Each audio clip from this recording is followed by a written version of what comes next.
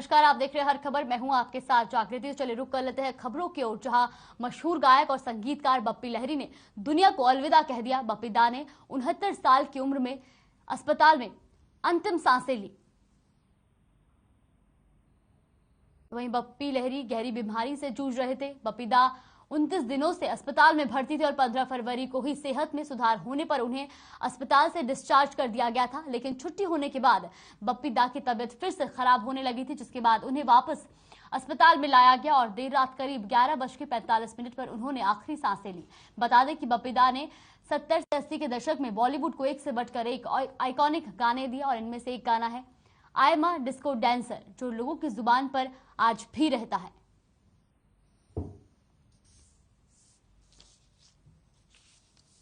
Cancer मेरे तो आ रहा है तेरा प्यार। बिना चैन कहाँ रे, प्यार बिना चैन कहाँ रे, सोना नहीं चांदी नहीं यार तो मिला, अरे प्यार कर ले।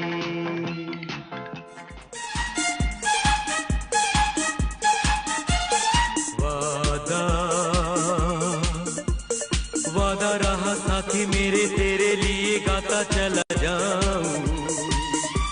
तू मेरा दिल, तू मेरी जान, जीना जीना मेरा जीना, यही तेरे लिए जिंदगी लुटाऊं। तू जो नहीं क्या है यहाँ,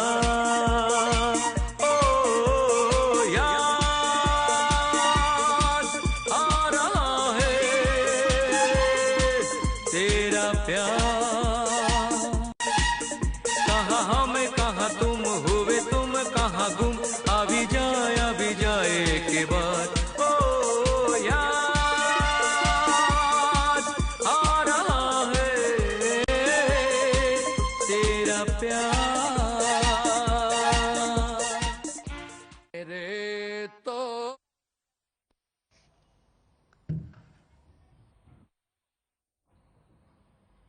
प्रधानमंत्री मोदी और सीएम मनोहर लाल ने बप्पी लहरी को श्रद्धांजलि दी। मुख्यमंत्री मनोहर लाल ने ट्वीट करते हुए लिखा कि उनका संगीत हमेशा हमारे दिलों में जिंदा रहेगा। तो वहीं दूसरी तरफ फिल्म इंडस्ट्री समेत पूरे देश में शोक की लहर है।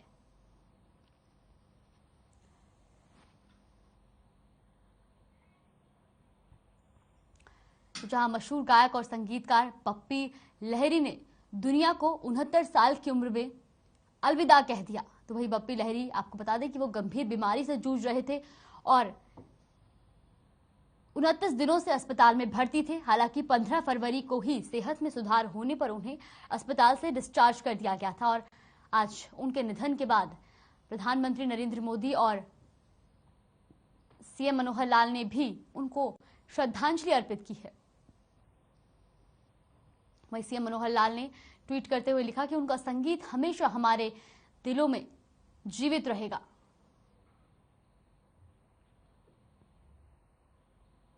दिल्ली में उप मुख्यमंत्री दुष्यंत चौटाला ने केंद्रीय मंत्री नितिन गडकरी से मुलाकात की। आपको बता दें कि मुलाकात की जानकारी देते हुए दुष्यंत चौटाला ने कहा कि केंद्रीय मंत्री से हरियाणा में जारी विभिन्न परियोजनाओं को लेकर विचार विमर्श किया। साथ ही प्रदेश के कई नए प्रोजेक्ट में केंद्र की भागीदारी के लिए भी आग्रह किया।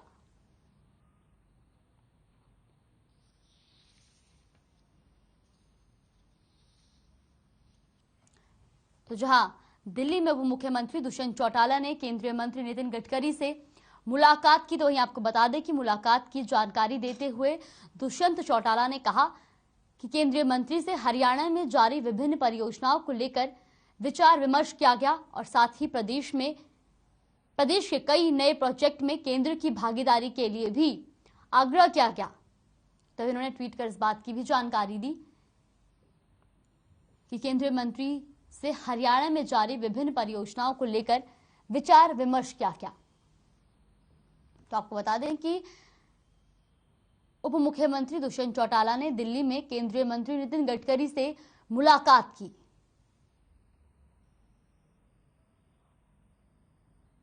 साथ ही उन्होंने जानकारी देते हुए बताया कि केंद्रीय मंत्री से हरियाणा में जारी विभिन्न परियोजनाओं को लेकर विचार विमर्श किया गया। गुरुग्राम के बसई गांव के करीब उस समय अफरा तफरी मच गई जब दिल्ली से आ रही एक ट्रेन रेवाड़ी की तरफ जा रही थी और जहां सेल्फी ले रहे 4 दोस्तों की ट्रेन की चपेट में आने से मौत हो गई। जानकारी के मुताबिक चारों दोस्त घूमने आए हुए थे, जहां ट्रेन की पटरी पर ट्रेन आते वक्त सेल्फी लेने लगे। जहां ट्रेन इतनी रफ्तार में थी कि ये पता ही नहीं चला कि कब अचानक चारों दोस्तों को ट्रेन ने चपेट में ले लिया और वहीं ट्रेन ड्राइवर ने आगे जाकर जब ट्रेन को रोका तो तकरीबन 30 मिनट तक ट्रेन रुकी रही।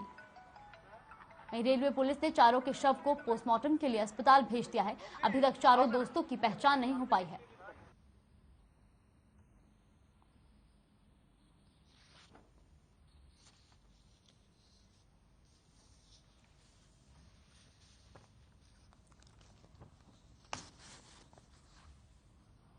तो बता दें कि गुरुग्राम के बसई गांव के करीब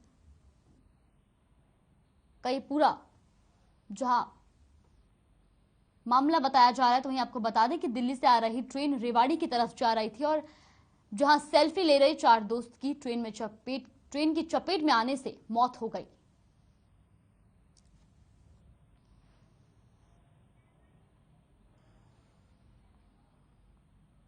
अगली खबर गुरुग्राम से है, जहां चिंटल्स पैराडीसो सेक्टर 109 सोसाइटी में हादसे के बाद सभी अधिकारियों के ऊपर सरकार का दबाव इतना पड़ा कि रातों रात अधिकारी सोसाइटी वालों से मिलने और को शिफ्टिंग में लगे हैं। वहीं वहां रहने वाले परिवार डर के साए में बाहर बैठकर रात दिन काटते हैं, क्योंकि कहीं ना कहीं यह हादसा उनके साथ फिर ना हो जाए। इसलिए सरकार और शासन प्रशासन से गुहार लगा रहे हैं कि बिल्डर को जल्द से गिरफ्तार किया जाए और हमें यहां से शिफ्ट किया जाए, जहां फ्लैट सही हो और कोई खतरा ना हो और अच्छा मटेरियल लगा हो, ताकि ऐसे हादसे के बाद डर जिस तरीके से बना हुआ है, तो वही रातों रात डीटीपी आरएस भट्ट उनसे मिलने और चिंटल्स के वर्करों को कर्मचारियों को फटकार लगाई और आदेश दिया कि जल्द से जल्द परिवारों को दूसरे टावर में शिफ्ट किया जाए।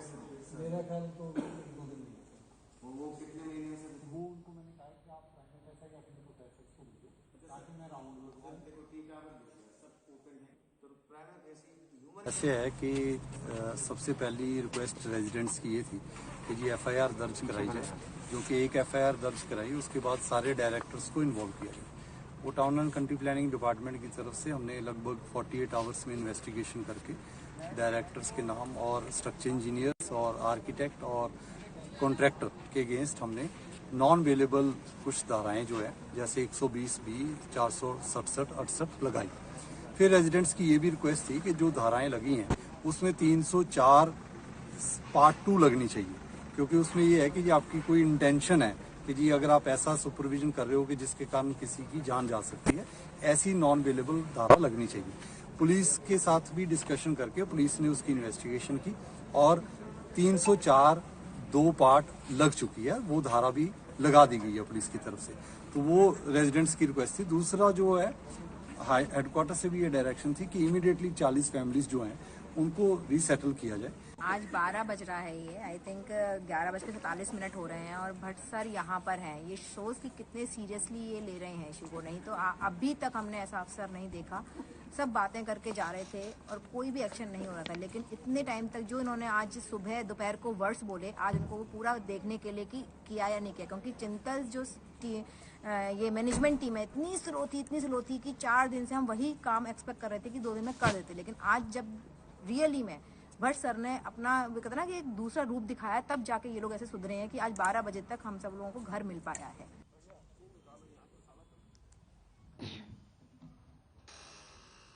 वहीं आदमपुर क्षेत्र से कांग्रेस विधायक कुलदीप बिश्नोई से व्हाट्सएप कॉल के जरिए 2 करोड़ रुपए की फिरौती मांगने का मामला सामने आया है। बता दें कि विधायक की मीडिया टीम का कहना है कि पुलिस से इस बारे में शिकायत की गई है। शिकायत में जहां विधायक कुलदीप बिश्नोई ने बताया कि उनका घर आदमपुर मंडी में है और आज वह नई दिल्ली में थे कि सुबह उनके व्हाट्सएप नंबर पर विदेश के मोबाइल से कॉल आया, जहां कॉलर ने उनसे 2 करोड़ रुपए की फिरौती मांगी और इसके बाद उनके पास से बार बार व्हाट्सएप कॉल आ रहा है। इसके अलावा एक और नंबर से बार बार मैसेज भी आ रहा है। कुलदीप ने कहा कि व्हाट्सएप मैसेज पर मुझे व मेरे परिवार को फिरौती न देने पर जान से मारने की धमकी दी गई है। बिश्नोई ने पुलिस को शिकायत दी है और साथ ही कॉलिंग से जुड़ा रिकॉर्ड भी दिया है।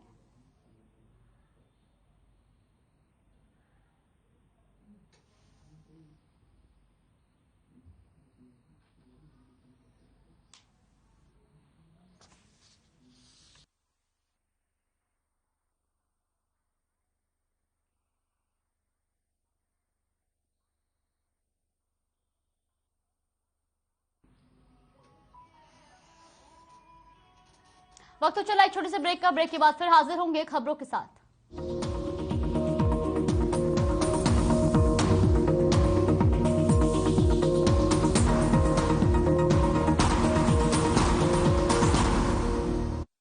निरमा शुद्ध नमक कहीं से खरीद के रिफाइन किया गया नमक नहीं, ये पानी से पैक तक का सफर तय करता है निरमा के अपने 30,000 एकड़ के प्लांट में आधुनिक वैक्यूम इवेपोरेशन मेथड से। इसलिए इसमें अशुद्धि की गल है बेबे, बड़ी उदास लग रही है। तेरे ताए दे गुजर जान तो बाद सारी जिम्मेवारी मेरे ते आन पई है। बीजेपी सारे दिव्यांगां ते विधवावां लई पेंशन दी रकम नू वधा के डबल कर देवेगी ते ਤੁਹਾਡੇ जीवन च खुशियां ही खुशियां होणगीਆਂ।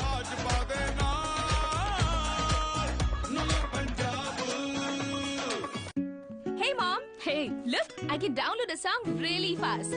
I can make dosas faster. Must be joking. Bus, 3 easy steps. Mix with water, spread batter, fry. गाना डाउनलोड हुआ? नहीं, पर तब तक मैं इडली बनाती हूँ। हमने बनाया किड्स से।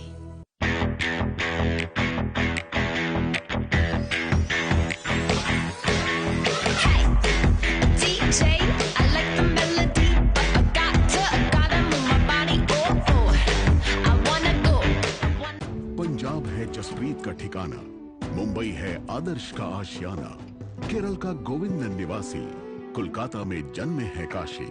हर हिंदुस्तानी की शान ARB बियरिंग्स जोड़े सारा हिंदुस्तान। निरमा शुद्ध नमक कहीं से खरीद के रिफाइन किया गया नमक नहीं, ये पानी से पैक तक का सफर तय करता है निरमा के अपने 30,000 एकड़ के प्लांट में आधुनिक वैक्यूम इवेपोरेशन मेथड से। इसलिए इसमें अशुद्धि Hey mom, hey, look, I can download a song really fast. I can make dosas faster. Must be joking. Bus, 3 easy steps. Mix with water, spread batter, fry. गाना download हुआ? नहीं, पर तब तक मैं इडली बनाती हूँ। हमने बनाया किड्स से।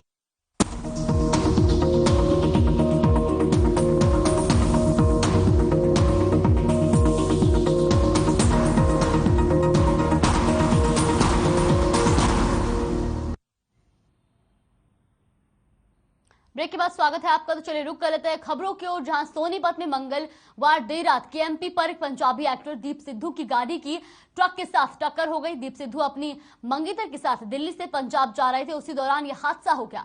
हादसे में दीप सिद्धू की मौके पर ही मौत हो गई, जबकि उनकी मंगेतर की हालत गंभीर है। बता दें कि दीप सिद्धू पर लाल किला हिंसा में शामिल होने के आरोप भी लगे थे।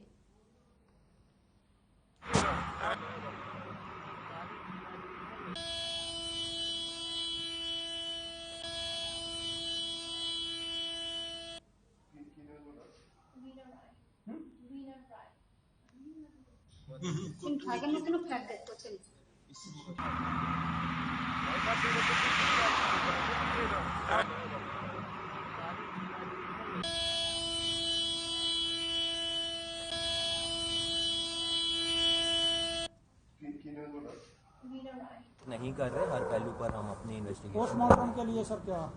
पोस्टमार्टम कल सुबह होगा।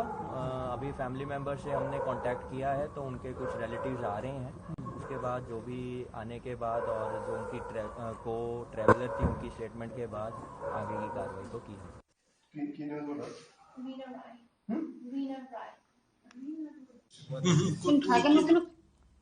वहीं रेवाड़ी में गौ टास्क फोर्स ने गौकसी के लिए गई भरे एक ट्रक को पकड़ लिया। ट्रक में 22 गायें थी, जिनमें से 9 गायें मृत पाई गई। बवाल थाना पुलिस को दी गई वही शिकायत में गौ टास्क के कार्यकर्ता ने बताया कि उन्हें रात 3 बजे सूचना मिली थी कि राजस्थान से गायों से एक भरा ट्रक मेवात ले जाया जा रहा है, जो बावल से होकर गुजरेगा। जिसके बाद गौ टास्क फोर्स के कई कार्यकर्ता दिल्ली जयपुर हाईवे स्थित नौचाना कट पहुंचे। वहीं तेजी से आते ट्रक ने ट्रैफिक जाम और पुलिस देखकर वापस भागने लगा, जिसके बाद ट्रक का पीछा करे उसे पकड़ा गया और मौके पर पहुंची पुलिस ने ट्रक को कब्जे में लेकर 3 आरोपियों को गिरफ्तार किया, जबकि 2 गौ तस्कर भागने में कामयाब हो गए।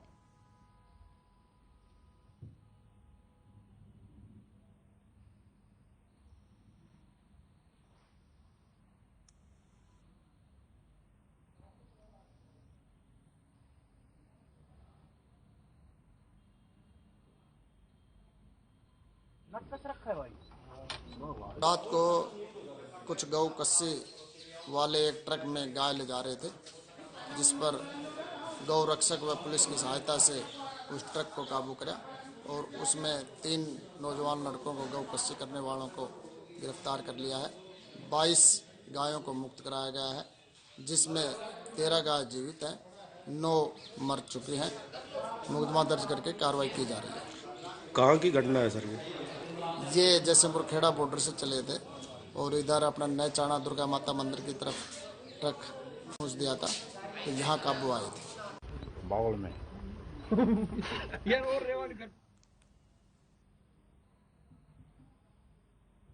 वहीं चरखी दादरी के गांव रावधाली स्थित ITI के पास मंगलवार की शाम बाइक सवार युवकों ने फायरिंग कर दी। ये बदमाश एक युवक पर फायरिंग करने पहुंचे थे, लेकिन राहत की बात यह रही कि फायरिंग में गोली किसी को नहीं लगी। हालांकि घटना की जानकारी मिलते ही दादरी सदर थाना पुलिस और स्पेशल स्टाफ की टीम घटनास्थल पर पहुंची और पुलिस ने छानबीन में गोलियों के सेल भी बरामद किए।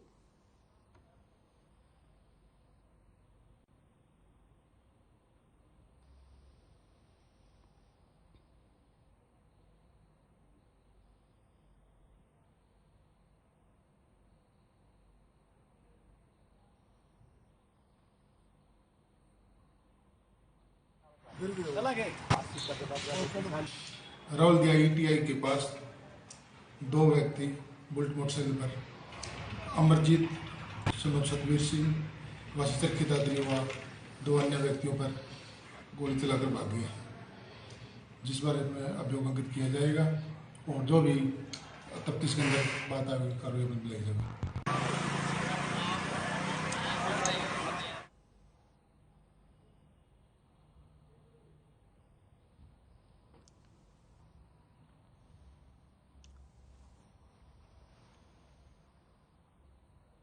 वहीं अंबाला छावनी के पंजाबी मोहल्ले में ट्यूशन पढ़ने वाली मैडम पर उसके ही स्टूडेंट ने घर में जाकर चाकू से हमला कर घायल कर दिया। इतना ही नहीं, स्टूडेंट ने टीचर के पति पर भी चाकू से वार किया। पैसे, जेवर और मोबाइल लेकर मौके से फरार हो गए। तो ये सूचना मिलते ही मौके पर पहुंची पुलिस ने कार्रवाई शुरू कर दी। वहीं घायलों को अंबाला कैंट नागरिक अस्पताल में इलाज के लिए भर्ती कराया गया, जहां पर टीचर और उसके पति का इलाज चल रहा है। सूचना मिलते ही अंबाला पुलिस अधीक्षक जश्नदीप सिंह रंधावा भी घायलों को मिलने नागरिक अस्पताल पहुंचे और आरोपी को जल्द अरेस्ट करने का आश्वासन दिया। इसी के साथ पुलिस ने CCTV फुटेज के आधार पर जाँच शुरू कर दी।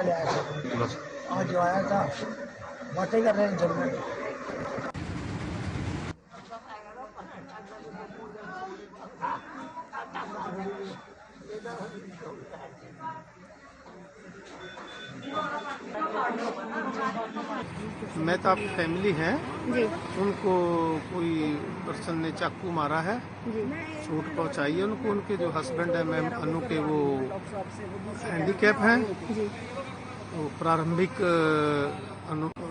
पूछताछ अभी जारी है, अभी कोई स्टेटमेंट इन लोगों ने नहीं दी है। डॉक्टरी अंदर चलिए, जैसी मेडिकल रिपोर्ट आएगी और अभी हम स्टेटमेंट लेंगे।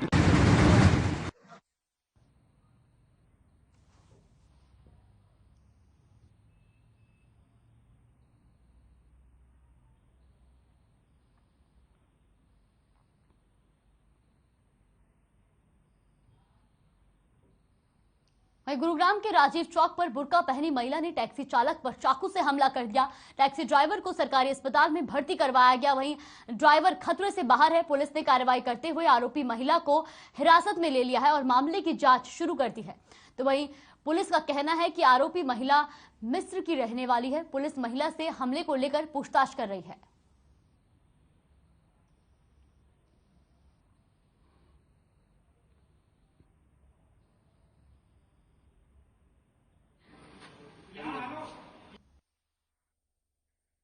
अपना नाम बताओ।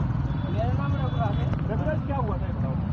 मैं गाड़ी खाता हूँ, मैं सवारी लेके जाता हूँ, मैं स्टेयरिंग में गाड़ी चलाता हूँ। अच्छा। तो ये सवारी मैंने बैठा रखी आनंद विहार की, ये पीछे से आई थी, मुझे लगा कहीं जाने के लिए पूछेंगे, तो इधर उधर देखा ऐसे, क्या काम है, और क्या तुम्हारा भाग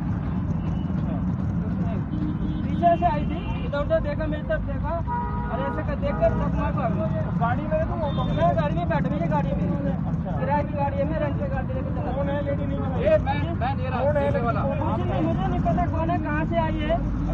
थी और इसने भी दिया, आपको मालूम।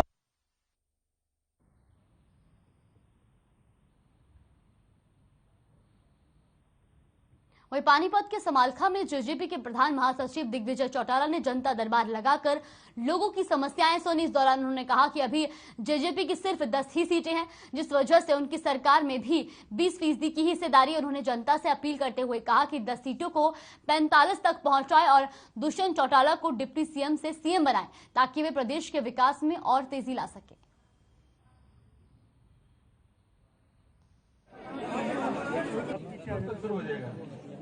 सड़क की हो, बिजली की हो, पानी की हो, खेत खलिहान की हो, खेत की मोटर की हो, गांव में तो यही समस्याएं हैं। और या किसी के पर्सनल कोई इश्यूज हैं, उनको आज मंत्री जी के माध्यम से सारी चीज़ें अधिकारियों तक पहुंचाई। और ये हमारी सरकार का भी ऐतिहासिक फैसला है कि लोगों के बीच में जाना। और हमारी पार्टी के सुप्रीमो दुष्यंत जी ने भी कहा कि 2.25 साल में जो ये गैप आया है इसको पूरा करें। 6700 गाँव हैं, लगभग कोशिश ये करें कि ज़्यादा से ज़्यादा गाँव में हम लोगों के बीच में जाएं। और इसके अलहदा भी हर पार्टी के कार्यकर्ता की एक ड्यूटी लगाई है कि हर रोज़ दिन में 10 लोगों के घर विजिट करें।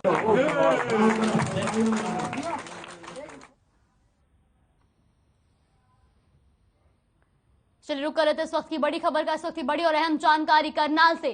तो इस वक्त की बड़ी और अहम जानकारी मैं आपको बता से, जहां कल देर शाम 2 गुटों में भिड़ंत हुई, तो वहीं दोनों पक्षों में लाठी डंडे और तलवारें भी चली। आपको बता दें कि आपसी झड़प में 3 युवक घायल हो गए, तो वहीं घायलों को अस्पताल में भर्ती कराया गया है। तो प्रदेश में जारी परियोजनाओं पर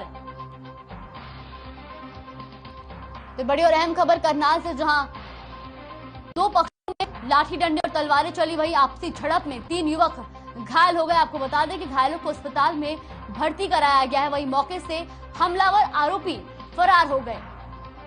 तो जहां कल देर शाम 2 गुटों में भिड़ंत हुई, तो वहीं दोनों पक्षों में जमकर लाठी डंडे और तलवारें भी चली। आपको बता दें कि आपसी झड़प में 3 युवक घायल हो गए।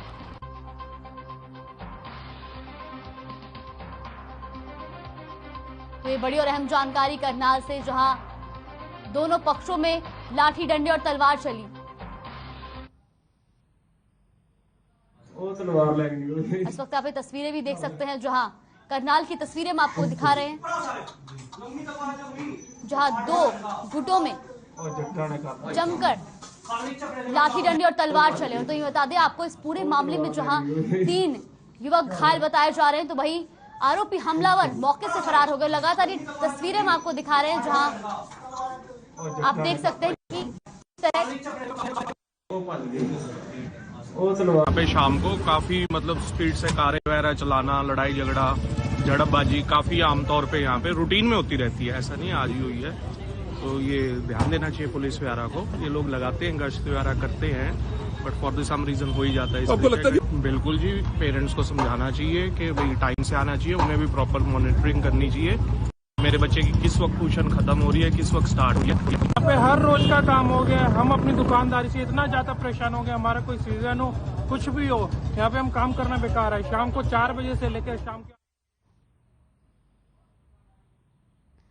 तस्वीरें आप देख सकते हैं, जहां 2 पक्षों में जमकर लाठी डंडे और तलवार चली। तो वही जिसके बाद इस पूरे मामले में हमलावर आरोपी मौके से फरार हो गए। तो वहीं इस पूरे हादसे में जहां 3 युवक घायल बताए जा रहे, तो वही घायलों को अस्पताल में भी भर्ती करवा दिया गया। और ये तस्वीरें भी आप देख सकते हैं किस तरीके से। वही करनाल से इसी खबर पर हमारे साथ फोन लाइन पर जुड़ गए संवाददाता विकास, क्या कुछ कार्रवाई की जा रही है? क्या आरोपियों का कुछ पता चल पाया है कि कौन वो हमलावर थे? बिल्कुल, देखिए जिस प्रकार से करनाल के सेक्टर 7 में ये जो पूरी वारदात को अंजाम दिया गया, 3 जो युवकों के ऊपर 8 से 10 हथियारबंद बदमाशों ने तलवारों और गंडासे से हमला किया, तो उसमें 3 व्यक्ति गंभीर रूप से घायल हुए हैं। हालांकि उनका इलाज अब निजी हॉस्पिटल में चल रहा है। और करनाल पुलिस का कहना है कि अब उनकी तरफ से बयान दिए जाएंगे और उसके बाद ही जो आगे की कार्रवाई की जाएगी। हालांकि जो प्राथमिक तौर पर पुलिस ने अपनी जांच शुरू कर दिया और पुलिस मौके पर भी वहां पर पहुंची थी, लेकिन वहां पर कोई भी पक्ष के व्यक्ति वहां पर मौजूद नहीं मिले।